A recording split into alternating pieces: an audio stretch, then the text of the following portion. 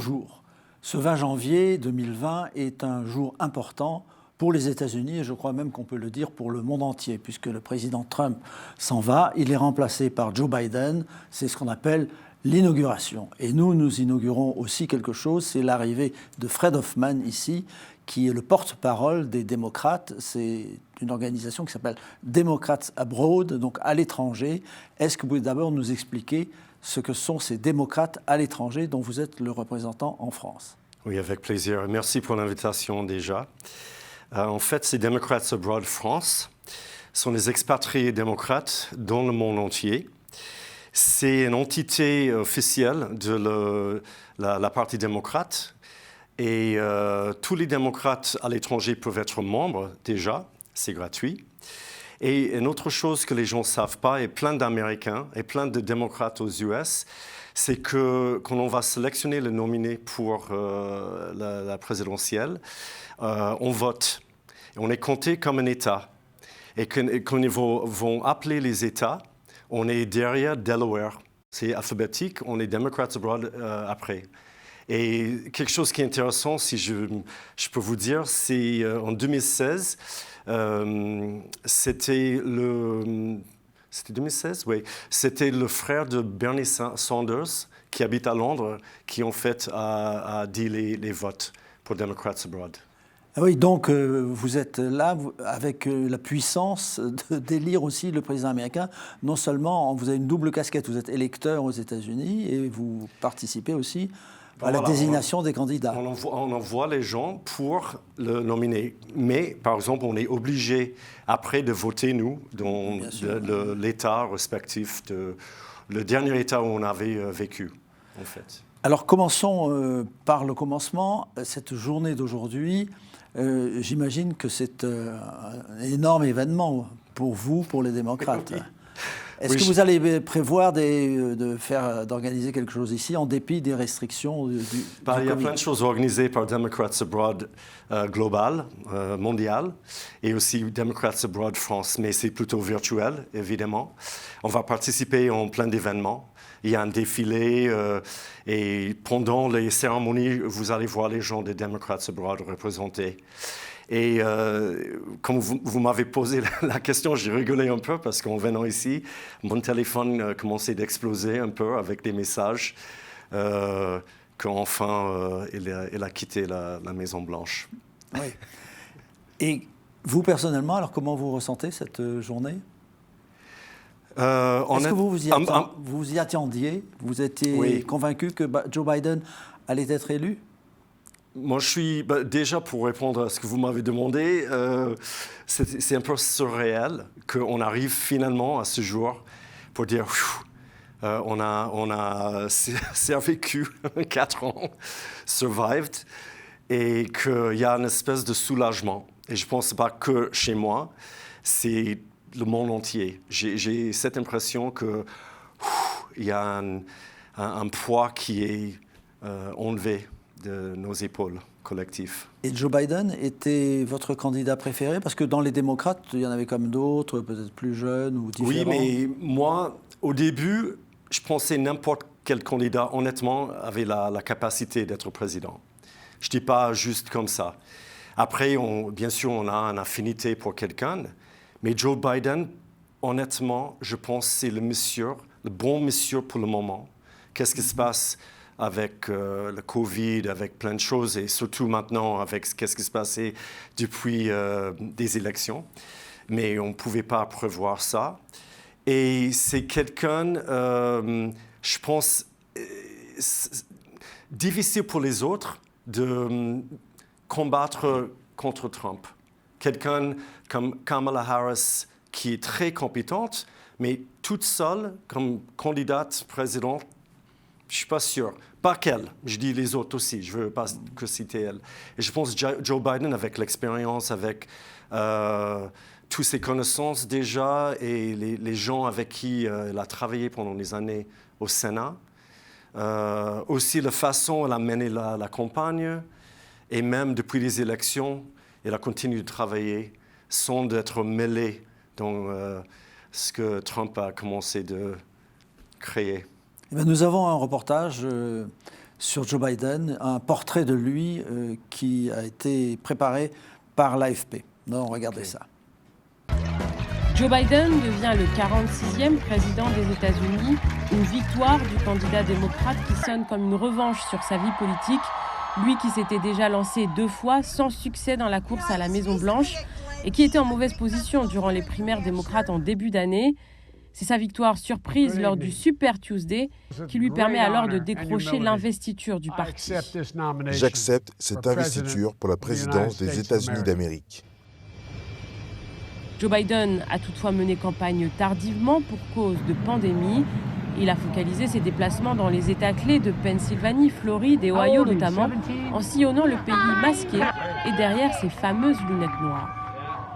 Né à Scranton, en Pennsylvanie, en 1942, il grandit dans cette maison au sein d'une famille modeste d'origine irlandaise, avant de déménager à 10 ans dans le Delaware, où il vit toujours, aujourd'hui, dans la ville de Wilmington.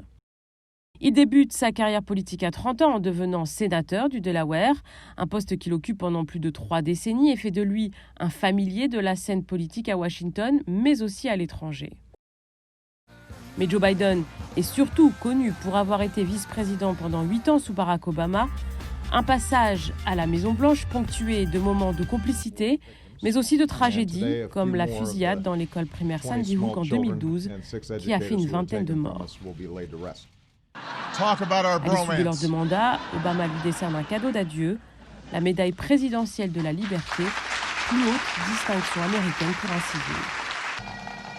Son histoire personnelle est ponctuée de drames, la mort de sa première épouse et de leur fille dans un accident de voiture en 1972, puis le décès de son fils, Beau, d'un cancer du cerveau en 2015.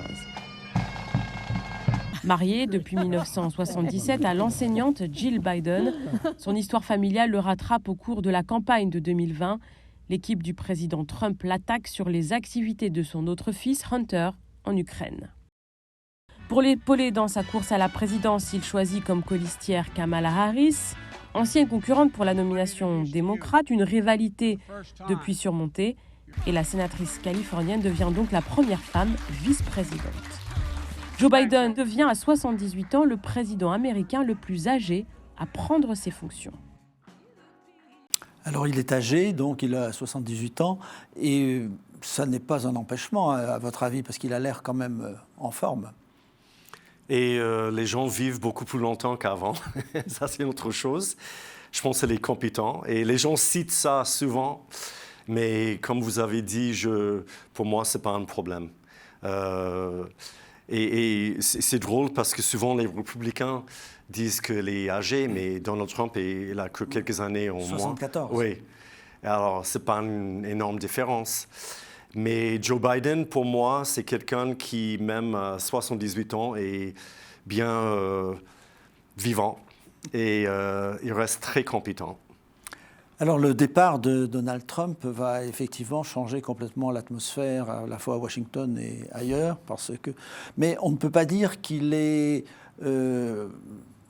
globalement que sa politique était entièrement négative, en particulier en ce qui concerne l'étranger. Et là, nous avons un reportage à vous montrer sur la politique internationale de Donald Trump, un reportage de Frédéric Volcker. À l'arrivée au pouvoir de Donald Trump en 2017, le monde entier se demande si l'iconoclaste nouveau président américain va jeter à bas l'ordre international. Le milliardaire va-t-il quitter l'OTAN ? Déclencher une guerre avec la Corée du Nord, saccager le commerce international. 4 ans plus tard, les États-Unis n'ont pas perdu d'alliés, restent hégémoniques et Donald Trump a évité de s'engager dans de nouvelles campagnes militaires, contrairement à ses prédécesseurs qui avaient débarqué en Irak ou encore en Libye. Jusqu'à ses opposants concèdent que Donald Trump a obtenu des succès notables, à commencer par la Chine et le Moyen-Orient. Le président républicain n'a de cesse d'alerter sur la menace essentielle, voire existentielle, que pourrait devenir la Chine au cours des prochaines décennies. Son administration réduit la dépendance des États-Unis au matériel de haute technologie chinois nécessaire à la sécurité nationale et à l'industrie. Elle renforce nettement son soutien à Taïwan, durcit le ton face aux prétentions territoriales de la Chine dans sa mer méridionale. Donald Trump prévoit enfin d'accroître nettement la flotte de l'US Navy jusqu'à 500 vaisseaux. Bref, 4 ans après son élection, ce que les Américains nomment « hard power », la puissance brute des États-Unis, semble au moins intacte. En ce qui concerne Israël, en 2018, la décision de déménager l'ambassade américaine depuis Tel Aviv jusqu'à Jérusalem fait craindre des émeutes, voire un conflit ouvert avec les Palestiniens. Rien de tout cela n'est arrivé. Aux États-Unis, le déménagement de l'ambassade reçoit le soutien d'élus de tous bords politiques. Joe Biden déclare qu'il maintiendra l'ambassade à Jérusalem. L'administration Trump a également chapeauté les accords de normalisation entre Israël et les Émirats arabes unis et Bahreïn. Ces pays étaient en contact avec Israël de manière officieuse depuis longtemps. Le fait d'avoir réussi à leur faire admettre ouvertement est un jalon diplomatique significatif. Enfin, au nombre des succès incontestables de Donald Trump, la reconquête des territoires de l'État islamique en Syrie. Les forces démocratiques syriennes, soutenues par la coalition internationale emmenée par les États-Unis, ont conquis les dernières poches de résistance en 2019 et un raid de l'armée américaine a tué le chef de l'organisation, Abu Bakr al-Baghdadi. Et puis, il y a les décisions qui divisent. Aux États-Unis, les républicains ont unanimement salué le retrait de l'accord sur le nucléaire avec l'Iran, tandis que les démocrates l'ont vivement condamné. L'Iran a été affaibli économiquement, mais a relancé sa production nucléaire. Les États-Unis se sont retirés du traité sur les forces nucléaires à portée intermédiaire signé avec la Russie, dénonçant des violations et le fait que la Chine, n'étant pas tenue par ce traité, avait la bride sur le cou. Enfin, les États-Unis ont revu à la baisse leur financement des organisations internationales et se sont complètement retirés de l'OMS, du Conseil des droits de l'homme de l'ONU et même de l'UNESCO, dénonçant des influences pro-palestiniennes, chinoises ou encore vénézuéliennes dans ces institutions. Il y a bien sûr également des ratés purs et simples. La rencontre spectaculaire avec Kim Jong-un ne fut qu'un pétard mouillé. La Corée du Nord est restée la Corée du Nord. Le plan de paix israélo-palestinien n'avance pas. Trump a été totalement absent du dossier climatique. Les promesses de retirer intégralement les troupes américaines du Moyen-Orient et d'Afghanistan sont restées vaines. Et enfin, la pandémie du Covid-19, qui resterait dans l'histoire comme la première crise globale depuis l'entre-deux-guerres sur laquelle les Américains n'auraient pas eu d'influence et de pouvoir de décision prépondérant. Fred Hoffman, alors qu'est-ce qui va changer tout de suite, à votre avis, avec Joe Biden ? Je pense, comme j'ai évoqué tout à l'heure, déjà un soulagement dans le monde entier. Et j'ai l'impression que les gens, ils ont envie de revoir pas, les US, pas exactement comme avant, mais de retrouver ce pays qui, normalement, est un pays de loi et qui a des alliés et qui ne se met pas toujours America First. Déjà ça. Et le reportage est intéressant pour moi parce que je trouve plus de ratés que de succès. Et c'est intéressant parce qu'en ce moment, depuis quelques jours, j'entends, parce que Donald Trump a dit un petit discours, peut-être c'était même hier, je confonds les jours là, où il a dit c'est le seul président depuis des années qui n'a pas se met en guerre avec un autre pays. Le problème, c'est qu'il y a une guerre civile aux US en ce moment. Alors, OK, peut-être ce n'est pas avec un pays étranger, mais c'est à l'intérieur du pays. Et ça, c'est vraiment triste. Alors, comment expliquez-vous, vous, en tant que démocrate, il y a une organisation de républicains, j'imagine, aussi, à Paris? Oui, il y en a plusieurs et ils sont moins organisés que nous.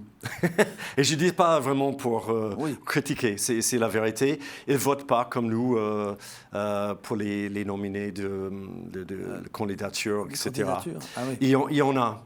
Mais on sait qu'il y a moins de membres. Depuis l'élection de Donald Trump, Democrats Abroad a fait un énorme effort de contacter les expatriés partout dans le monde parce qu'il y a plein qui ne savaient pas qu'ils pouvaient voter ou comment faire parce qu'avec les 50 États, les processus ne sont pas pareils. Et finalement, on a vraiment fait un énorme succès avec ça, d'avoir beaucoup plus de gens déjà sur les listes électorales et aussi d'avoir voté.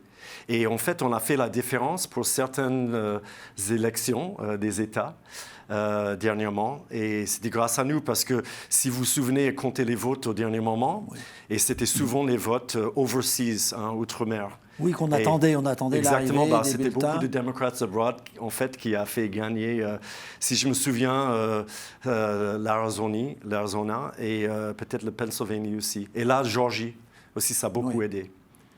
Oui, effectivement. Donc, votre contribution à la victoire de Joe Biden n'est pas insignifiante du tout. Elle est même non, parce qu'il y a beaucoup d'Américains remarquable. à l'étranger, en fait. Il y a 9 millions d'Américains. Ah oui, c'est énorme. Oui, énorme. Mais il y avait un petit pourcentage qui votait, c'est ça qui est dommage. Et souvent, c'est parce qu'ils ne voulaient pas, ils ne savaient pas comment, ou pensaient qu'ils ne pouvaient pas, etc. Et c'est un peu compliqué, mais on a... Alors, est-ce que c'est organisé comme en France? C'est-à-dire qu'il y a des bureaux de vote dans l'ambassade ou il y a quelque chose? En fait, on organise des primaires. Et c'est très intéressant. Alors ici à Paris, c'était dans l'American University et aussi l'Église américaine. Et en fait, moi, je me souviens, juste avant on a commencé le confinement en mars, on a voté dans le primaire. Et aussi, c'est fait avec tout le monde est bénévole.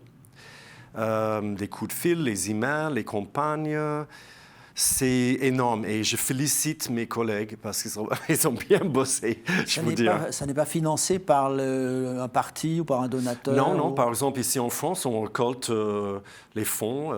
Vous-même? Enfin, oui. Et on vend les pins, les petits produits démocrates. On a comment dire, pour récolter les fonds, les fundraisers, des événements, etc.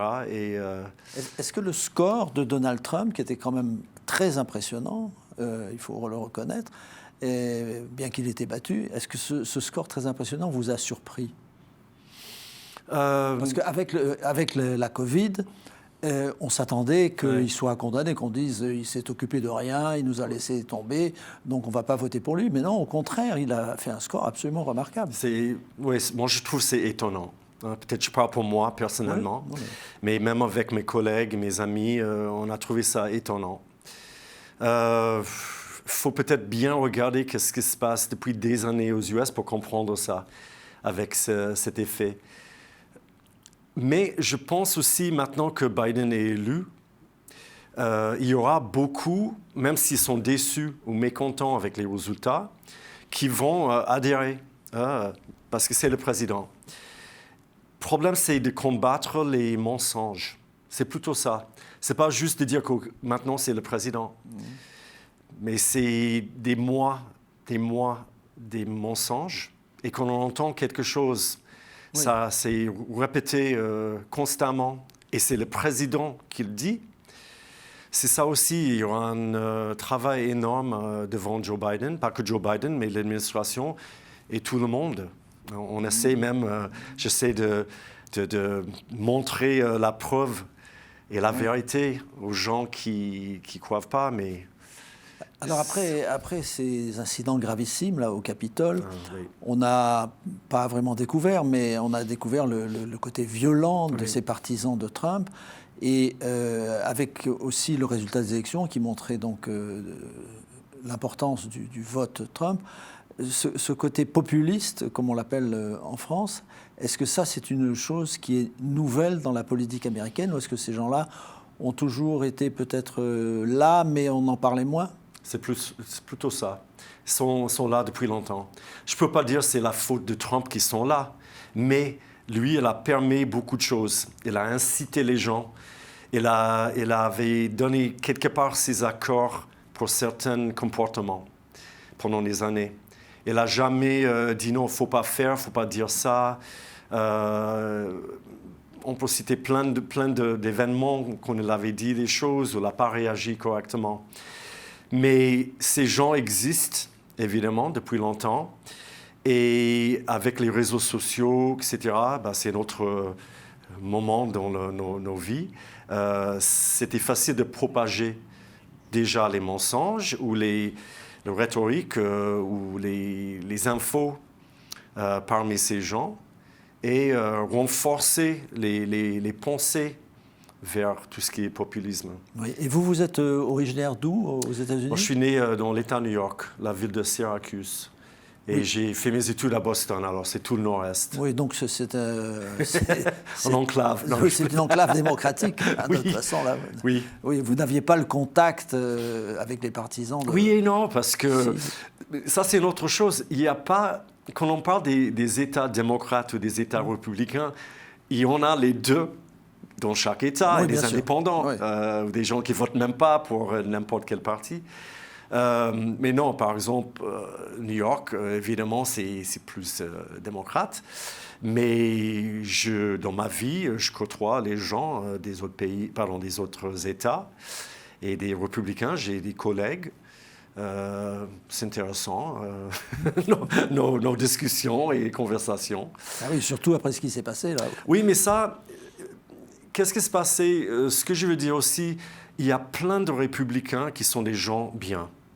Il faut dire ça, parce que j'aime pas déjà de parler démocrate républicain, mais ça est devenu un peu ça. Avant, on est des Américains. Mais je ne pense pas que les 74 millions de gens qui ont voté pour Trump cautionnent qu'est-ce qui s'est passé le 6 janvier. C'est sûr et certain. Il y a des gens révoltés par ça. Mais malheureusement, il y a un petit, je dis petit, même si c'est des millions, des gens qui pensent que c'était la bonne chose à faire, le bon moyen de montrer qu'ils n'étaient pas contents et ils allaient changer les résultats qui étaient impossibles. Oui. Tout à l'heure, en partant de Washington, le président Trump, toujours président, a dit, pour paraphraser le général MacArthur, il a dit je reviendrai. Il a dit je reviendrai sous une forme ou sous une autre. Donc, à votre avis, est-ce qu'il peut revenir ou est-ce que cette affaire fait qu'il est complètement cuit comme homme politique? Tout est possible. Mais honnêtement, je ne pense pas. Déjà, il faut voir qu'est-ce qui va passer avec la destitution, la mise en accusation au Sénat. Et ensuite, s'il y a d'autres punitions quelque part. Judiciaire. Et aussi, même avec le Sénat, si après, c'est possible qu'il ne va pas avoir la possibilité de se présenter pour un poste comme président. Déchu de ses droits civiques, comme on dit dans le système Je cherche français. mes mots de temps en temps. Mais quand j'ai dit tout est possible, mais honnêtement, je pense que quelque part, Donald Trump ne voulait pas vraiment faire le travail du président. Il voulait avoir le pouvoir et le titre, mais ça se voit, parce que même depuis quelques mois, il ne fait vraiment rien, sauf il essaie de changer les résultats des élections. Mais depuis 15 jours, depuis le 6 janvier, il n'est même pas présent. Il n'aime pas de faire le travail. Il n'a pas fait les briefings pour la sécurité, plein de choses. Oui, il n'aime pas lire, il n'aime pas... non. Oui, bon. Et c'est pour ça que je me demande, dans 4 ans, est-ce que vraiment elle a envie de faire ça? Je ne pense pas que sa femme, déjà, si déjà elle reste avec lui, ça c'est autre chose. Mais je ne pense pas. Et sa famille, peut-être, ils ont des ambitions. Mais je vois mal, parce que je pense aussi le parti républicain veut débarrasser maintenant de Trump. On voit ça plus en plus. Alors, une de mes dernières questions, c'est à propos justement du vote des Afro-Américains. Certains ont voté davantage pour Trump cette fois-ci, mais c'est quand même ce vote afro-américain qui, si on examine de près les résultats, qui a permis l'élection de Joe Biden. Est-ce que dans ce secteur dans ce secteur de la politique qui est très important, Joe Biden va changer des choses, en plus avec sa vice-présidente Je pense que la plupart des Afro-Américains soutiennent les démocrates, mais pas tout le monde, évidemment. On n'est pas comme ça aux US. Et je pense qu'ils ont plus d'espoir avec un président Biden, avec la vice-présidente Harris, comme avec Obama, de voir les changements, d'être plus en sécurité. Vous voyez qu'est-ce qui se passe depuis un moment avec Black Lives Matter, avec les émeutes. tout ça, avec la police aussi. Il y a une injustice raciale qui existe. On le sait, on ne peut pas nier, c'est là. Et je pense que Joe Biden et l'administration Biden va beaucoup aider ces gens-là, pas que ces gens-là, mais beaucoup plus qu'un Trump, parce que lui, je sais qu'il cite qu'il a fait le plus pour les Afro-Américains que d'autres présidents, et c'est pas vrai, il a essayé de faire certaines choses, mais avec le nombre de voix, finalement, elle n'a pas augmenté autant que ça. Sensiblement. Ouais. Eh bien, merci beaucoup. C'est donc une nouvelle ère politique qui s'ouvre à Washington aujourd'hui. Je vous remercie, Fred Hoffman, porte-parole des démocrates en France. Merci d'avoir accepté. Et je suis sûr que vous allez faire comme Donald Trump maintenant. Vous allez regarder la télévision pour suivre cette journée qui va se terminer très très tard dans la nuit. Merci beaucoup. Merci à vous. Merci d'avoir suivi cette émission et à bientôt.